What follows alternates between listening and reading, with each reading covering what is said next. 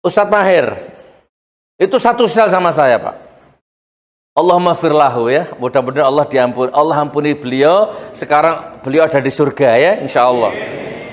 Bapak Ibu, satu minggu sebelum meninggal tuh beliau tuh sudah nggak sadar, sama saya udah nggak kenal. Mohon maaf, kencing BAB itu sudah diganti pempes itu sama teman-teman Nabi itu sudah digantikan pempesnya. Secara hukum manusiawi, secara hukum syar'i, hukum apapun harusnya dipulangkan ke keluarganya, dirawat sama keluarganya.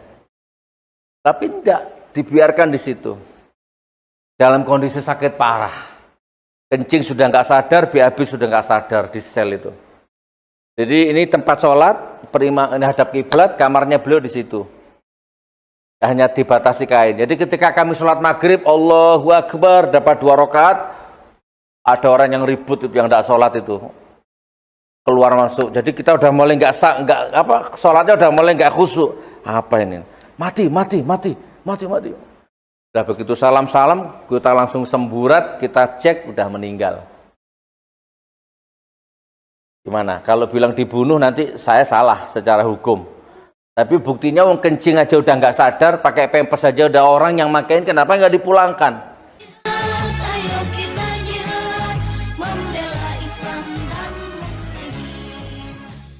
Assalamualaikum warahmatullahi wabarakatuh. Alhamdulillahirabbil alamin, wassalatu wassalamu ala Rasulillah Sayyidina Muhammad wa ala alihi wa sahbihi ajma'in. Wa qala rabbi shrah li sadri wa yassir li amri wahlul 'uqdatam min lisani yafqahu qawli, amma ba'du. Guru-guru yang saya takdimi, hamba Allah yang dimuliakan Allah, Anda semua calon penghuni surga. Amin. Calon-calon pejuang insyaallah, ya. Amin. Oke, jadi gini, langsung aja. Itu udah keras, berarti saya yang lemes, ya. Masya Allah. Oke, ada 4 poin mungkin ya yang sudah tiba-tiba muncul di otak saya. Ada 4 poin. Poin pertama, nanti dibuka surat Al-Mujadilah ayat 22, ya. Coba dibuka.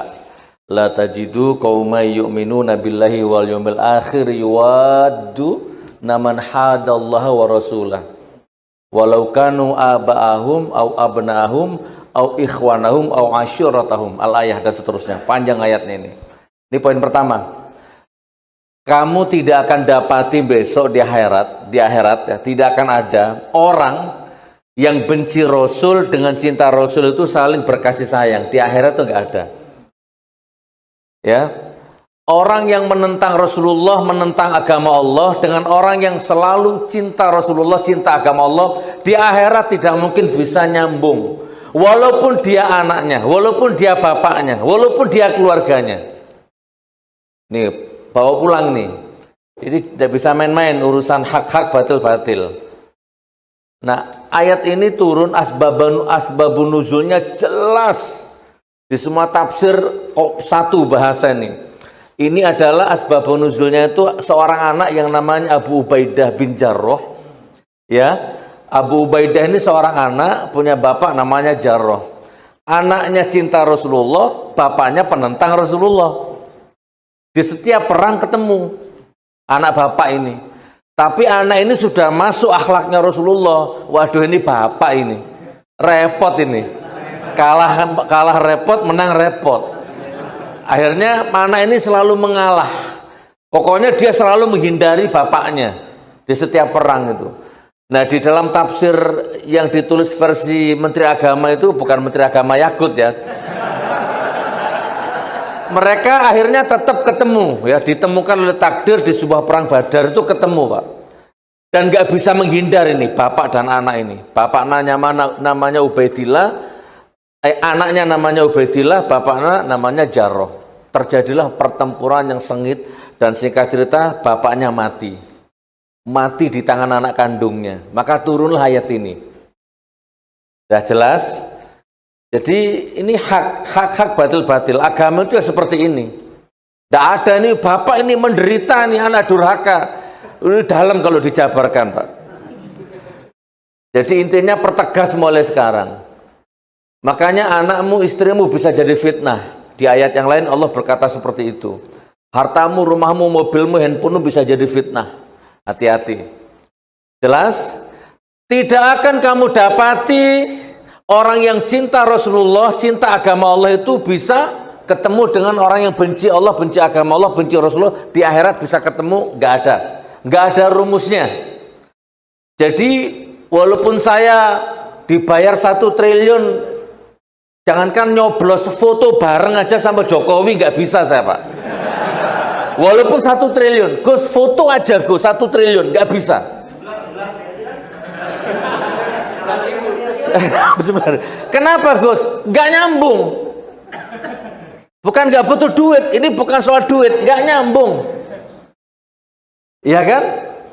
Barakallah. Siap ya? Jadi penegak khilafah. Aku khalifah, pegangan hidupku khilafah. Terserah mau live mau apa terserah. Ini negara sudah hancur. Kalau kurang puas nggak apa-apa, hancurkan terus. Ya, mau dengan demokrasi kayak dengan NKRI harga mati kayak terserah. Barangkali kurang puas.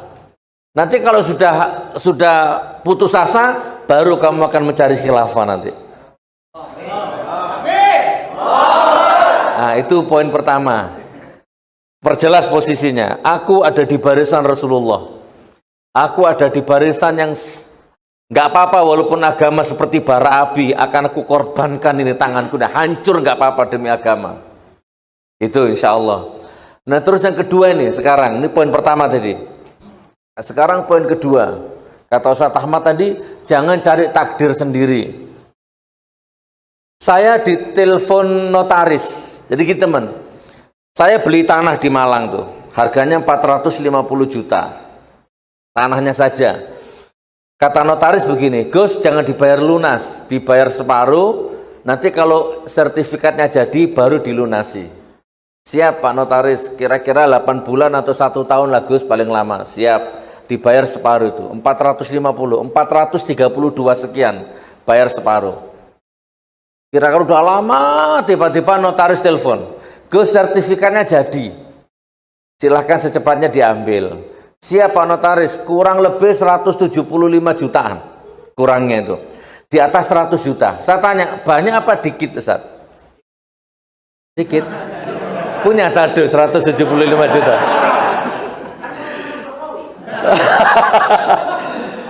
$175 juta itu banyak Ustaz. Tiba-tiba notaris telepon suruh lunasi. Oke, insya Allah saya janji 1 minggu. Terus tiba-tiba 3 hari kemudian saya ditangkap polisi. Tengah malam dijemput Pak, 30 personel polisi ngepung rumah saya itu. Dengan 5 mobil tuh, setengah 1 malam, setengah 12 malam. Tiba-tiba digerebek saya, pas bekam saya itu di rumah itu. Pulang tablik, malam dibekam, terus polisi datang. Langsung meringsek ke dalam rumah, laptop, wifi semua dicabut, handphone disita. Ya pokoknya cepat kejadiannya, langsung dibawa ke Bareskrim, Malang Bareskrim lewat darat. Gitu kan, setengah 1 malam saya ingat itu start. Jam 11 siang baru nyampe ke Bareskrim. Setengah 1 malam dari Malang, 11 siang nyampe Bareskrim. Jam 2 atau setengah 3 baru disidik. Jam 12 malam dijebloskan ke tahanan. Gitu ya. Pak, jangan ditahan saya. Saya punya 400 santri di Palu. Saya harus selesaikan dulu muamalah saya. Rekeningku, belanjaku, istri harus saya tata. Silakan setelah itu ditahan. Nggak bisa. Ya kalau Gus Nur ajukan penangguhan penahanan. Pokoknya nggak bisa ditoleransi. Intinya ditahan. Handphone disita, semua diputus. Mata, telinga dicongkel, soal udah nggak bisa komunikasi. Ditahan malam itu juga. Subhanallah saudaraku, saya potong ceritanya. Tiba-tiba gini, ini saya mau bahas banyak, tapi saya mau ngambil satu yang signifikan, yang utang di notaris tadi aja. Ya, jadi Anda jangan ngarang-ngarang takdir sendiri. Ya, di dalam penjara, saya nggak mikirin saya di penjara, yang saya mikir gimana makan santri-santri, gimana gajinya ustadz-ustadz. Saya punya pesantren di Palu. Ya, itu sudah 9 tahun saya gratiskan, biaya operasionalnya itu ada di pundak saya. 20 juta tiap bulan Ustaz, wajib bukan sunnah. Wajib. Oke, saya potong ceritanya. Kira-kira dapat berapa minggu baru bisa komunikasi dengan istri, baru bisa ada pinjam handphone lah. Singkat cerita gini, istri langsung ngasih kabar gini, Abi, ada orang Singapura itu tiba-tiba nanya Abi punya utang apa enggak gitu. Mama bingung mau jawab apa gitu. Dia katanya pernah, pokoknya dia subscribernya YouTube-nya Abi. Ya udah, nanti kalau dia telepon lagi jujur apa adanya. Bilang aja itu sertifikat di notaris itu udah bla bla bla. Oke, saya potong itu ya. Akhirnya telepon beneran itu orang Singapura. Baru dijelaskan sama istri. Iya Pak, ini Gus Nur punya utang di notaris. Sebenarnya mau dibayar, tapi memang 1 minggu baru ditangkap, jadi kita nggak punya persediaan. Berapa Umi? 175 juta. Oke. Terus itu di rumah itu aku lihat ada mobil. Itu kredit apa lunas? Kenapa Pak? Kalau kredit saya lunasi sekali.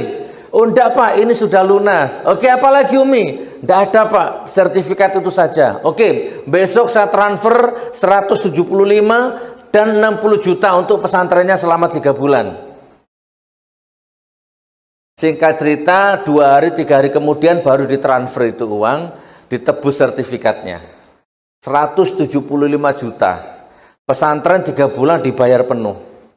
Saya di penjara, mata kaki semua seperti diputus aksesnya, tetapi Allah ternyata wa yarzuqhu min haitsu la yahtasib. Kalau saya ringkas Pak, 10 bulan saya di penjara, rezeki di rumah tumpah-tumpah. Mau masuk lagi dong.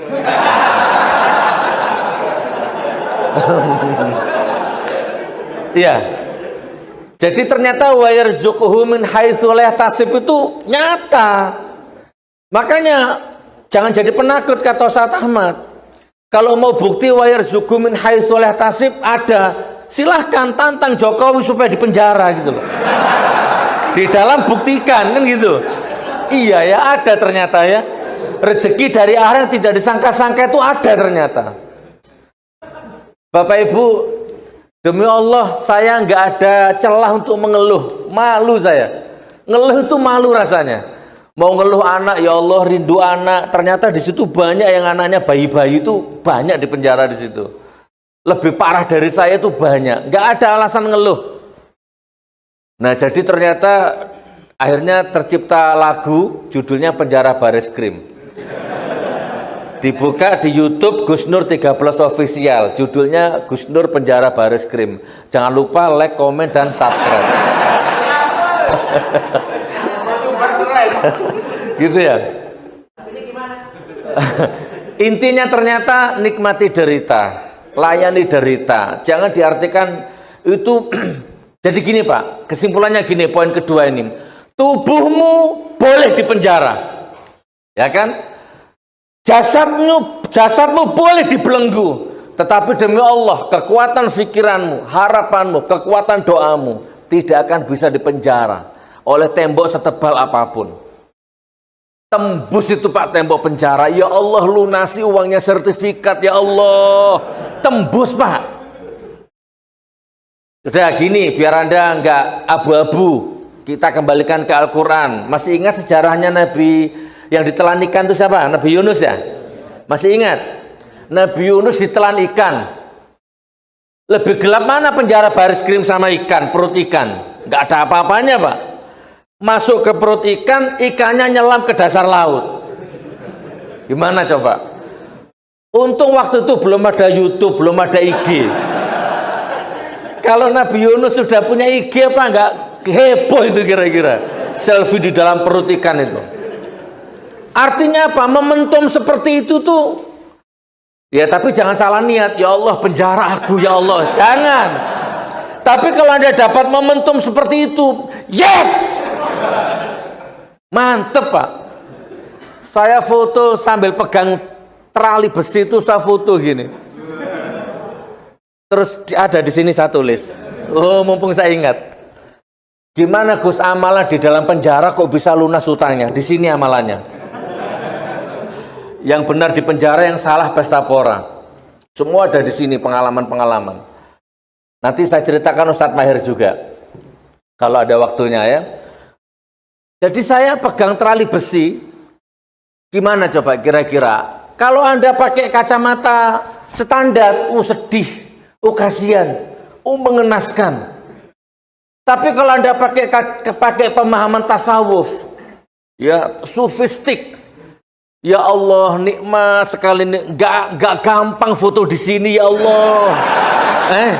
Susah foto di sini. Cari adegan seperti ini susah. Ayo, bisa nggak Anda? Anda harus punya kasus dulu. Itu langka. Aku pengen ke sana lagi, belum tentu bisa. Coba foto dengan terali besi gini, keren ada di sini.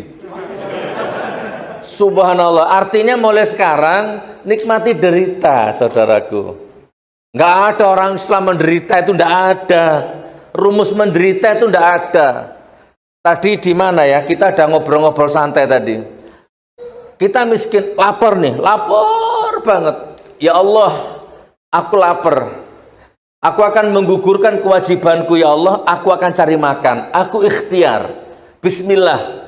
Tawakkaltu 'ala Allah, la haula wala quwata illa billah. Baru dia mulai keluar cari makan untuk menggugurkan kewajibannya. Karena dia punya basiroh, dia mencari makannya halal-halal saja. Nggak usah jual agama, nggak usah jual iman, nggak usah jual proposal, nggak jual idealis. Pokoknya cari yang halal-halal. 1 jam, 2 jam, 3 jam, 4 jam, nggak ada makanannya halal, Pak. Yang ada subhat terus. Antara lapar dengan keyakinan, keimanan bertarung. Tapi dia bertahan. Sampai 4 jam. Makin lapar, makin perih. Gitu. Mata mulai berkunang. Dan nggak kuat berdiri sudah. Terlalu, tangan mulai begini sudah. Saking laparnya. Oke, akhirnya pada satu titik dia duduk. Ya Allah, aku sudah ikhtiar 4 jam ya Allah, ternyata engkau tidak izinkan aku mendapat rezeki. Oke, sekarang laparku ini aku niatkan puasa ya Allah. Kalau ternyata nanti aku mati dalam kelaparanku, matikan syahid karena puasa ya Allah. Gitu? Akhirnya dia mulai menikmati, dia pejamkan mata, dia pernafasan, dia nikmati denting melodi, dia nikmati itu, perihnya perutnya itu. Sampai nusuk ke ulu hati dia nikmati. Tangan begini dia nikmati. Kok bisa ini bergerak gara lapar? Dia cari hujah, dia cari irama yang syahdu lah. Ya Allah, tidak kuat ya Allah. Tapi nikmat.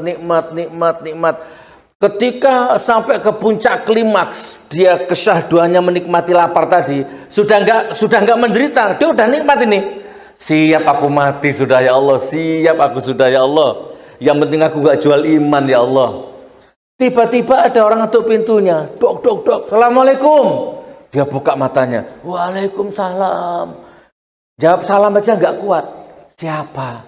Dia mau buka, dia jalan sambil sempoyongan, dia buka pintunya. Siapa? Oh, ternyata tetangganya ngantar makanan. Ini saya baru akikah. Ini ada sate sama gulai. Oh, Masya Allah, Alhamdulillah, diterima. Nanti piringnya saya kembalikan ya. Oh ya nggak apa-apa. Ditutup pintunya. Dia masuk di tengah ruangan lagi, di ruang tengah, dia pegang sate tadi. Ya Allah, kalau niat ngasih makan kenapa nggak 5 menit yang lalu ya Allah. Saya begini dia. Kenapa nggak 1 jam yang lalu ya Allah. Aku sudah kadung niat puasa. Aku udah nggak selera ya Allah. Aku sudah merasakan kenikmatan yang tiada tara. Nggak apa-apa ya Allah. Aku pakai buka puasa saja. Aku nggak makan. Aku sudah nggak selera ya Allah. Coba saudaraku. Ini basiroh gitu loh. Ini kalau Anda pakai memori RAM Nokia 3310 nggak nyambung ini. Anda upgrade dulu lah ya. Paham nggak? Ini pemahaman orang Muslim itu nggak harus menderita gitu loh. Apapun situasimu. Nggak harus menderita, nikmat ya Allah. Begitu dapat makanan, dia udah nggak selera. Udah tak pakai buka puasa aja ya Allah. Aku nggak selera. Coba kalau Jokowi, Luhut Binsar punya karakter seperti ini coba. Keren. Nggak ada corona ya. Akhirnya intinya dia bertahan dan dia nggak mati juga. Perihnya, laparnya, deritanya dia olah menjadi kekuatan tasawuf, kekuatan sufistik. Kekuatan spiritual yang tidak ada dilukiskan dengan kata-kata, nggak bisa. Nah itu ada di sini semua saudaraku. Kalau punya duit beli, kalau nggak punya utang, ya nggak apa-apa. Saya kupas tuntas di sini semua, insya Allah. Oke, itu poin yang kedua. Apa tadi yang poin yang kedua? Tidak ada rumus menderita mulai sekarang. Siap-siap. Rasulullah itu kalau nggak menderita nggak punya Madinah, Pak. Penderitaanmu nggak ada apa-apanya dibandingkan ulama-ulama terdahulu. Tapi jangan salah niat gitu saja. Ya, jangan salah niat. Jangan mengukir takdir sendiri. Ya, Nabi Musa ketika dapat perintah lari waktu dikejar Fir'aun, kan lari kamu ke tepi laut. Kan strategi perang mana kan nggak boleh dikejar musuh lari ke pinggir pantai, kan nggak boleh. Coba baca buku strategi perang manapun, nggak ada, Pak. Kalau dikejar musuh larinya harus ke hutan, nggak boleh ke bibir pantai. Makanya kalau ngaji sudah kok hakikat itu kadang-kadang memang nggak masuk akal. Ya untungnya Nabi Musa bukan tipe-tipe yang orang-orang suka protes. Kok ke pantai ya Allah? Enggak kan? Jalan aja kan begitu. Padahal itu Nabi Musa belum ada bocoran akan ada perintah selanjutnya, pukulkan tongkatmu, belum ada, Pak. Tapi Nabi Musa samina wa ata'na, jalan ke tepi pantai itu. Dan benar begitu Fir'aun sudah kelihatan seolah-olah mau mati, baru ada perintah pukulkan tongkatmu itu ke laut itu. Jangan ngurus, jangan mengukir takdirmu. Ada yang ngurus takdir, saudaraku. Insya Allah begitu. Ya, jadi kalau besok ada seruan putihkan bundaran HI, udah jalan gitu ya. Ongkos apa urusan belakang. Ini ya, jadi kita harus berjuang sekarang. Siapa kalau bukan kita? Wallahi nggak ada obatnya. Tapi minimal dengan perjuangan antum tetap menegakkan agama Allah, pasti nanti Allah yang turun tangan nanti. Doakan saya tetap istiqomah. Ya, dan insya Allah saya memang akan tetap istiqomah. 1 menit terakhir, 3 malam saya di penjara Bareskrim. Kalau nggak salah Mas Ahmad ini, yang waktu itu saya dapat bocoran, Gus ada salam dari kuasa hukum. Saya nggak tahu kuasa hukum apa Mas Ahmad, apa Bang Egy atau siapa. Kalau Gus Nur minta maaf malam ini, besok pagi bebas. 3 malam dalam Bareskrim ada penawaran seperti itu. Kalau Gus Nur minta maaf sekarang di media, besok bebas. Saya jawab sampai ketemu di pengadilan.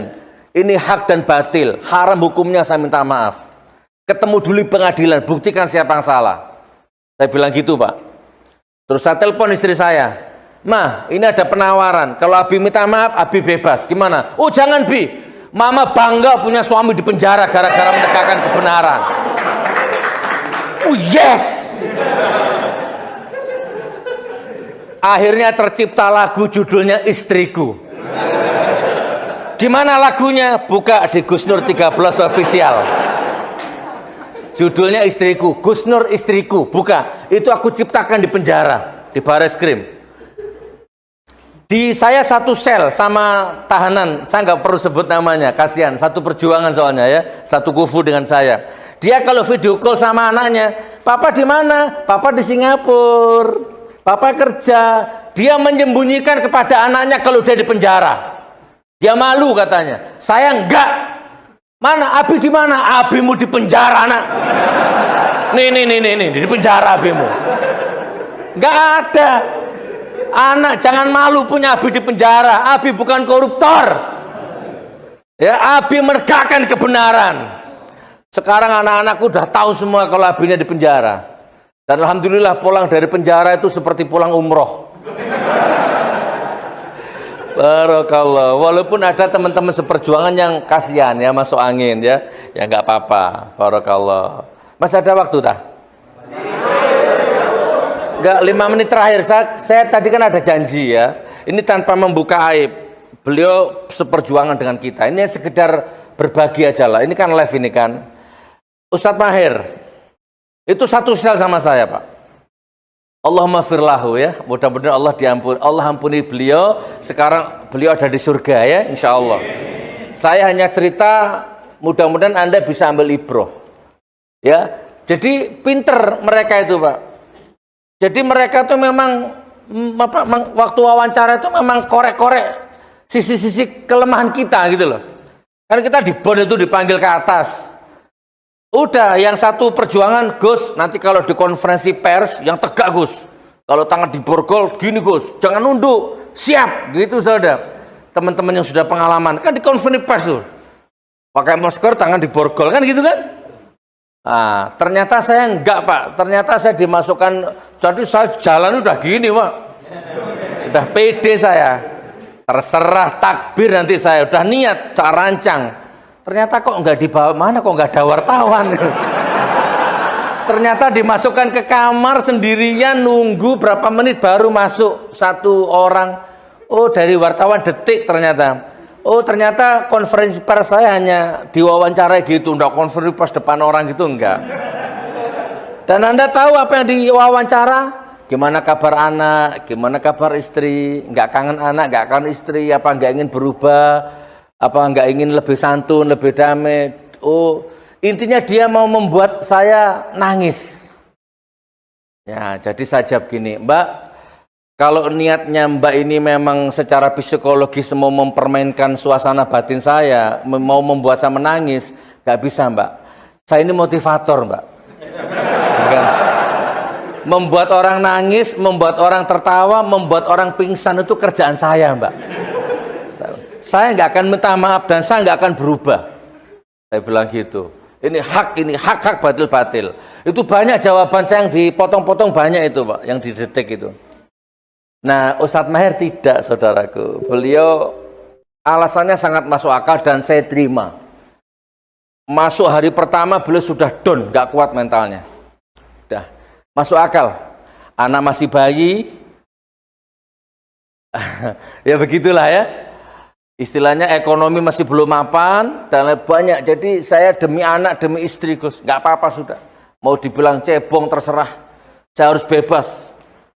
Ini anak istri itu. Nah, singkat cerita begitu. Saya mau minta maaf, saya akan cium kakinya Habib itu, Habib Fulan tuh. Ya, nggak usah disebut namanya di sini, ngotori majelis ini.